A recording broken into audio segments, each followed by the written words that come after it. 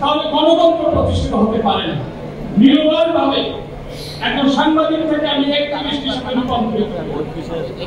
এরপরে এর 1 বছর ধরে জামায়াত ইসলামী শফিকুর রহমান আমাকে ফোন করে বলেন, আপনি তো অনেক কাজ করছেন, আপনার কোনো সহযোগিতা লাগলে ভাইয়া আমি আমার পক্ষ থেকে দিব।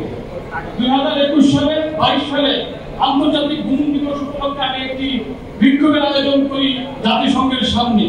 সেই সময় আমি শুধু অরাজনৈতিকভাবে করতে চেয়েছিলাম, আওয়ামী লীগের সন্ত্রাসীরা সেই প্রোগ্রামটিকে ভণ্ডুল করার চেষ্টা করে। খবর পেয়ে লন্ডন থেকে ছোট তারেক রহমান তার দলীয় নেতা কর্মীকে আমার ব্যানারের পাশে দাঁড়ানোর নির্দেশ দেন এবং পাশাপাশি আমি আধা ঘন্টা পরেই যখন আওয়ামী লীগের সংখ্যা বাড়তেছিল, একটা শফিকুর রহমানও তার সমর্থকদেরকে সেখানে আমার প্রোগ্রাম বাস্তবায়নের জন্য তাকে সমর্থন করেছিলেন। আমার বক্তব্যের উদ্দেশ্য হচ্ছে, রাজনৈতিক প্রতিষ্ঠান যদি না থাকে তাহলে গণতন্ত্র প্রতিষ্ঠিত হতে পারে না।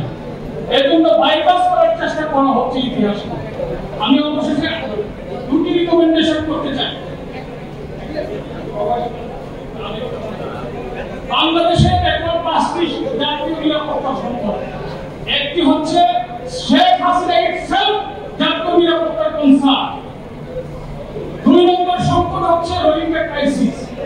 3 নম্বর সংকট হচ্ছে বাংলাদেশে পার্বত্য চট্টগ্রামে ইনসার্জেন্সি উত্থান। 4 নম্বর সংকট হচ্ছে সাইবার সিকিউরিটি। এই জাতীয়